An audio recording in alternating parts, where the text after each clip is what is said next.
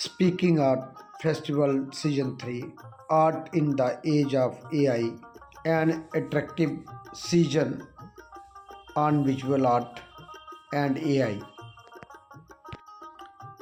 मित्रों, NSD campus के अंदर आर्ट फेस्टिवल सीजन 3 चल रहा है।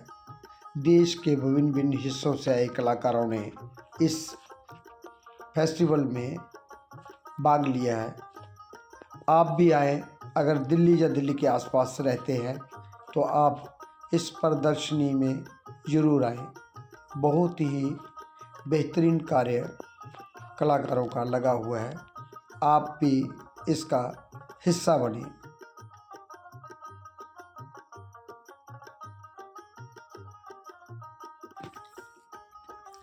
दो टूक सीधी बात।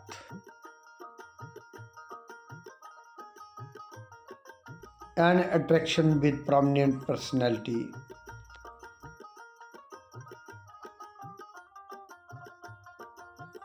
एमिनेंट आर्टिस्ट बप्पा भौमिक के साथ वार्तालाप।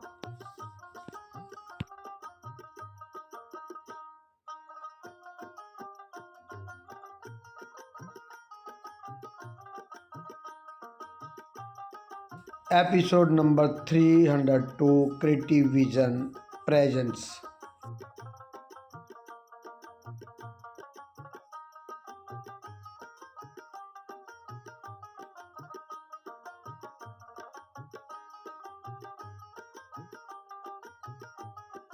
नमस्कार, आदाब, सत श्री अकाल। दो टूक सीधी बात प्रोग्राम लेकर एक बार मैं फिर आपकी खिदमत में हाजिर हूँ। जैसा कि आप जानते हो, इस प्रोग्राम के बाद हम आपकी मुलाकात करवाते हैं एक ऐसी शख्सियत का जिन्होंने ज़िंदगी में किसी न किसी सूबे में अपना एक ख़ास मुकाम बनाया, अपनी एक अलग पहचान बनाई। आज हमारे साथ इस वक्त बप्पा भौमिक जी हैं जो कलकत्ता के हैं। नमस्कार बप्पा भौमिक जी। दो टूक में आपका स्वागत है। सबसे पहले बताइए कि आप कहाँ से हैं और अपना पूरा नाम, और जहाँ कैसे दिल्ली में आए आप? मेरा नाम है बप्पा भौमिक। मैं कलकत्ता से हूँ, वेस्ट बंगाल से हूँ, और मैं यहाँ पे आया हूँ स्पीकिंग आर्ट फाउंडेशन के इन्विटेशन में।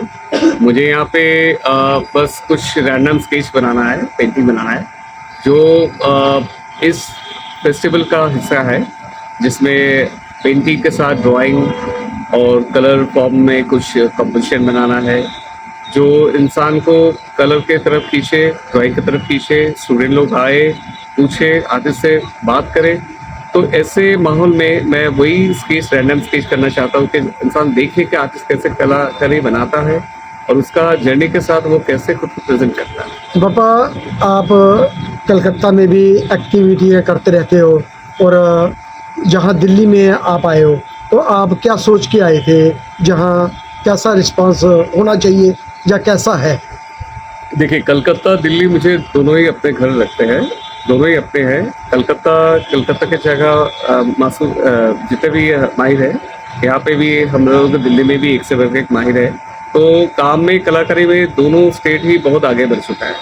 कलकत्ता को दूसरे तरीके से जाना जाता है, दिल्ली को दूसरे तरीके से जाना जाता है। हम लोग कलकत्ता से दिल्ली इसलिए आ रहे हैं कि हम लोग को कल्चर एक्सचेंज हो और आर्टिस्ट सीनियर के साथ मिले, जो लोग प्रैक्टिकल ड्राइंग करते हैं, प्रैक्टिकल स्टडी करते हैं, प्रैक्टिकल स्कल्पचर बनाते हैं। मतलब प्रैक्टिकल मीन्स खुद के लिए, और कमीशन वर्क के लिए तो ढेर सारे स्टेट में बहुत सारे आर्टिस्ट हैं जो लोग एज ए सीरियस आर्टिस्ट है। आप किस विषय को लेकर ज़्यादा काम करते हैं? क्या क्या मीडियम होता है उसमें? Acrylic, ink, water colour, acrylic, oil सब में ही बनाते हैं, लेकिन ज़्यादातर मैं इंक में काम करता हूँ। और क्या क्या पॉसिबिलिटी रहती है इसमें? पॉसिबिलिटीज देखिए, यहाँ पे तो बहुत जन अपने कलेक्टर के हिसाब से, एज ए कलेक्शन के हिसाब से बहुत सारे माइथोलॉजी के पार्ट या कंपोजिशन पार्ट भी खरीदते हैं। और पॉसिबिलिटीज बहुत सारे फेयर में रिजनेबल प्राइस में, अफोर्डेबल प्राइस में भी इस फेयर में बहुत सारे आर्टिस्ट लोग के काम जनरल पीपल भी खरीद चुके हैं। आप कहाँ रह के काम करते हैं? मैं स्टूडियो कहाँ है आपका? मेरा स्टूडियो है कलकत्ता का ललित कला अकेडमी, मैं वहाँ पे काम करता हूँ।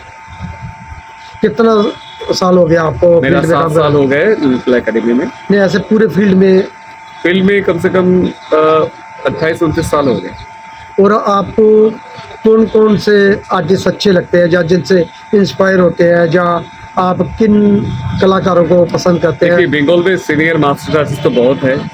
जोगेन चौधरी जी है, सुमन चौधरी जी है, सौमित्र कौर है, गणेश आलवी है, प्रदीप मिश्र है और अरिंदम दत्ता है। ऐसे बहुत सारे आर्टिस्ट हैं जिससे हम मिले हैं, जानते हैं, बातचीत करते हैं, उनका काम देखते हैं और इंस्पायर्ड होते हैं और खुद अपने काम में इन्वॉल्व होते हैं। ये art in the age of AI जो था, ये कैसे पता चला? और इसमें भाग लेने के लिए आर्ट फेस्टिवल है, ये फ्री है शायद, है ना? और स्पीकिंग आर्ट फाउंडेशन में। तो आपको कैसे पता चला इसके बारे में? जैसे यहाँ पे अशोक भौमिक जी ने मुझे इंट्रोड्यूस करवाया था नीरज जी से, तो नीरज जी ने लास्ट ईयर भी मुझे बुलाया था, इस साल भी बुलाया है, तो मैं उसी से के कारण यहाँ पे हूँ। अभी सेकंड लास्ट डे है शायद, है ना? और क्या मैसेज देना चाहते हो आवाम को, जो जन पब्लिक है दिल्ली की, या आर्ट लवर या आर्टिस्ट है, तो वो कैसे इधर मैं ये आए? कहना चाहता हूँ कि इस 5 दिन ऐसे ही गुजर गए, मैं मुझे लगा कि 2 दिन गुजरा है, तो यहाँ पे 5 दिन के अंदर अभी अंतिम दिन कल है, तो जो लोग आए भी नहीं अभी उन लोगों को आना चाहिए, देखना चाहिए। अगर पेंटिंग पसंद हो तो कलेक्ट भी करना चाहिए, क्योंकि आर्टिस्ट लोग यहाँ पे लगाते हैं दर्शक के लिए, कलेक्टर के लिए और आर्ट बायर लोगों के लिए। तो कलाकारी सबको देखने को मिलेगा, एक लाइव एक्सपीरियंस भी रहेगा और एग्जीबिशन की तरह यहाँ पे बहुत सजे हुए हैं हर स्टॉल। कौन सा बूथ है आपका? कितना साल नंबर क्या है आपको? मेरा अगर आना 2 हो स्टॉल किसी है, मेरा खुद का एक लाइव आर्ट स्टेज स्टॉल है, आर्टिस्टिक नाम के एक ग्रुप स्टॉल है, वो 72 नंबर, वहाँ पे कलकत्ता से कुछ फीमेल ग्रुप है, वहाँ पे पेंटिंग डिस्प्ले किया हुआ है।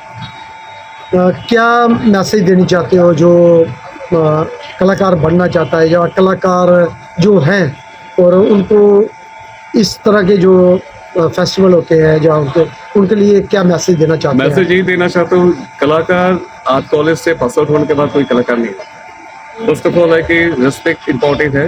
तुम तुम्हारे सीनियर को या उससे सीनियर को तुम कितना रिस्पेक्ट दे रहे हो, उसको काम देखोगे, मेहनत करोगे, और रातों रात कुछ होता नहीं है। एक जर्नी इम्पोर्टेंट है, उसके बाद तुम्हारा काम तुम्हारा खुद का जगह तैयार कर देगा।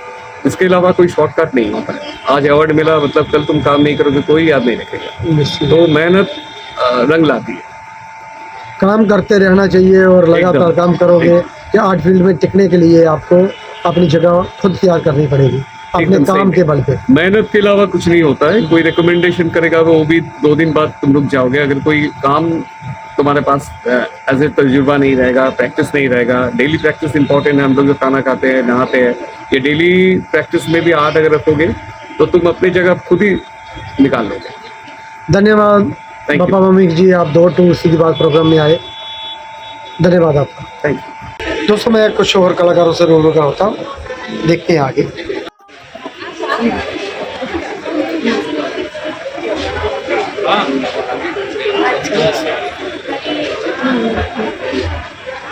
क्या नाम है आपका स्वागता चक्रवर्ती। और कब तक ये शो चलेगा? अपने बारे में बताओ थोड़ा। मैं तो पेंटिंग करती हूँ। मेरा पेंटिंग फिगरेटिव है।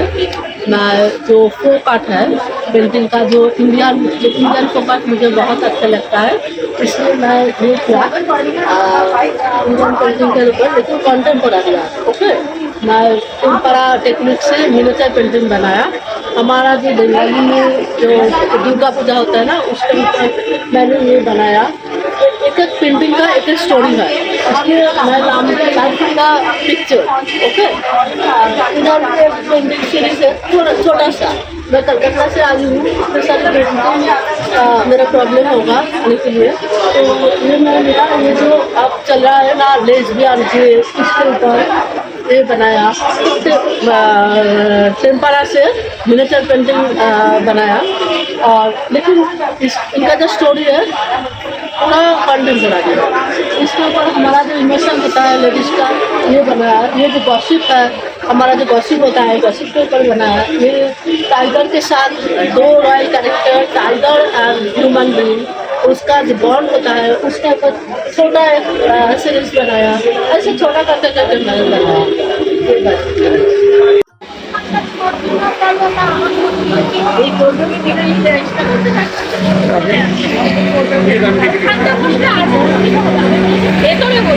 क्या नाम है आपका? अपना नाम बताओ। कहाँ से और कैसा लगा इधर आए? अच्छा, ये मेरा